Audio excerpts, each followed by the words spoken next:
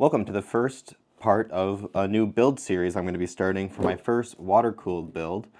Today we're just going to be doing a quick look at the case that I ended up picking out and all of the fans that I'll be putting in there. It is extremely unfortunate that, from as far as I can tell, Lian does not sell the 140s in 3-packs. So, at least as far as I could find in stock on the internet, it appears they don't. So,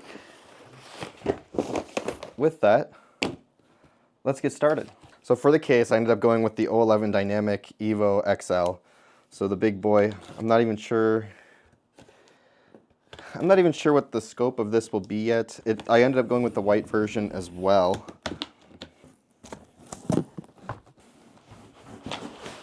Alright, unfortunately there's not really a better way to do this. There's not enough space on my desk, so we're going to have to just make this corner of the room work. So you get a box of accessories. Let's see what we got in here. Got a simple manual. That's going to come helpful later on. Graphic card, anti-sag bracket. That's awesome. Little DeBauer Lian plate. And the screws and stuff, I assume, to help with the standoff.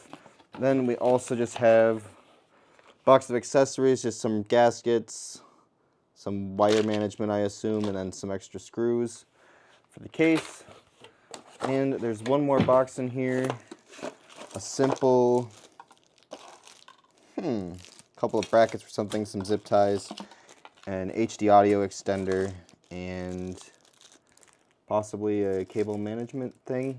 I'm not really sure. Okay, so if you're wondering why did I go with the O11 Dynamic, I don't really have a good answer. I wanted a case that was kind of standout, and then when I started looking, I realized that there were so many things that I didn't like about other cases that I just kind of ended up on this one, which must be what most people do, because most people get a Lian O11 Dynamic of some size. Now, the reason I'm excited about this one, though, in particular, is for a water-cooled build, I did find that you can find distribution plates for the front panel here. So I believe instead of the glass, well, there's some kind of stain on here. I'll have to check that out. Hopefully that's just on the plastic. It is, okay. For a second, I thought this little line was on the case itself. That would have been upsetting. So anyways, I wanted a case that would show off the water cooling. I have some pretty interesting ideas I'm going to try for my first time ever water cooling, so I don't know how well they're going to end up in the end. Takes an ATX motherboard. I'm hoping to kind of do 9950X 3D when that comes out. It looks like rumors are January. If that comes out, blah, blah, blah. 5090 is also around that time, so in theory, that's when this will be completed. I'm going to start planning things now, starting with the case, but a couple of main reasons I went with this. For one, it takes a lot of fans. So what I'm hoping to do is a 420 here and a 420 in the back there for radiators. Haven't done any shopping about that, but I kind of want to go for one of the, I guess a royal color scheme where it's probably a blue fluid with the frosted tubes and then white and gold, and just kind of keep with that. Hopefully I can find a white motherboard that meets what I want to, because this is going to be my powerhouse PC of all time.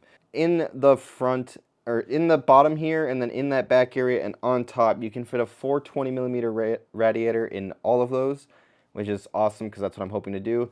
And then on back here, since you can flip this case, it is reversible, you can fit two 120s back here as well. So that's possibly going to be an option for me. One of the features I'm actually most excited about is I have an NZXT case that it was one of the cheaper ones at the time, so I went with it. But it has these little covers as well, but these magnetize everywhere. That's just such a nice just a little touch. That's awesome. These actually aren't just covers that make it look pretty. These actually, I don't know if you can tell here, but when I close this, these are retentioned on there, and then when it's open, these pop out. Can't do that when it's closed. So it's not just for looks. Also means you don't have to tie down a million of these stupid little thumb screws when you're done, especially with these newer graphics cards that just have they're many slot cards, and then you have to do 4 of those screws. Obviously, we got our power supply slot here. I believe most of these areas, right here, is set up for only a 120 right now. And you can slide things around to kind of make another one fit. That's hence why there are so many fans now tipped over back there. Feels awkward doing one of these videos while sitting on the ground. All right, so I guess one thing I am noticing right now while just putting these back on is that there's no access to the back of your motherboard here. So make sure, I believe mostly for Intel it's a problem because I believe all AM5 stuff, you can't take the bracket off. But for Intel stuff, you're going to want to put that new back panel on ahead of time. Otherwise, that's going to be a pain in the ass. On the back side here, let's see what we got looking like. All right, the clips, the clips that were like halfway down were like on there. So that's why I was looking like a moron. It does just pull off and then lift up though. There's just some slots down here that these stick into, but man, I thought I was having a fight of my life there for a minute. All right, but we have a couple drive cages here. Those can be taken out and then I can move the power supply up or down, it looks like. Maybe not. Power supply is sticking here. Never mind. I am making stuff up. So the other cool thing here is I believe with this here thumb screw. That thumb screw feels really frickin' in there. It's a tight one. I would recommend this thumb screw you do by hand. Then this little guy just slides right out. So to put your rad on there and stuff and your fans, awesome. You can just take that out. And then when you're done, slide that back in, clicks into place. Honestly, the thumb screw seems more like a in-transit thing than a real-life thing, but hey, well thought out case at minimum. This nice little area here, you can put 3, drives on there easily, magnetize open, and it does have a small little magnet to hold it open. That is nice. Here is your 5,000 million cables for anything and everything you can need. Already pre-wired in for the 2 cages here. That's pretty sick. Cables are pre-ran there, ready to go. And these appear to be hot swappable. So you have open and closed on here. Easy peasy, lemon squeezy, perfect. Too bad these don't match the case, but I suppose you don't really see them, so it doesn't really matter too much. This is actually going to be a pleasure to build, and I am building an overkill setup, or planning to be building. Kind of already ordered the power supply because it was on sale, so we have I believe a 1600 watt to throw in here. Not only will there be a giant graphics card, but then we're going to do all the water cooling, and who knows what the 5090 is going to draw for power on top of that. Anyways, I'm super looking forward to this build. This is going to be a lot of fun. And then we just have our I/O right on the front here. Down on the bottom. Bottom's meh to me. Honestly, my computers would be sitting on carpet, but I have little skates for them. So hopefully this will fit on the skates. I didn't even think about that. Might have to get a new skate for this little boy here. But I don't, like I said, I plug a lot of things in, but I usually plug them into the motherboard and then have them ran on top of the case anyways. So this being at the bottom, I don't know if I'll really get the use out of those either way. So not that big of a deal. Now let's see just how easy this goes back together. I don't remember which way this was. Looks like it's pretty self-explanatory. Like I said, today's video was mostly just to look at the case, just get an idea of the loop. Right now I'm thinking radiator is for some reason what I want to say, but I'm thinking a radiator up here and a radiator down here, and maybe a front distro plate. Next video we'll probably be looking at getting the actual water-cooled parts ordered. I know we're really jumping the gun on that stuff, but I want to start bending some tubes and get an idea on how much I can really play with this build, since I've never bent tubes for water cooling before.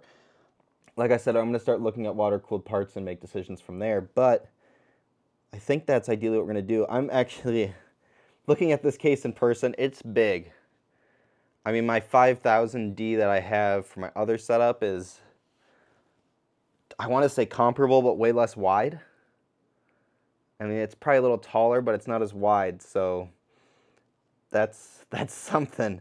But this is going to be awesome. Cable runs are going to be so easy and just nice, and if the motherboard really stops here, I can run all these wires before I put the radiator and stuff in. It's just going to be, it's going to be such an easy build that way.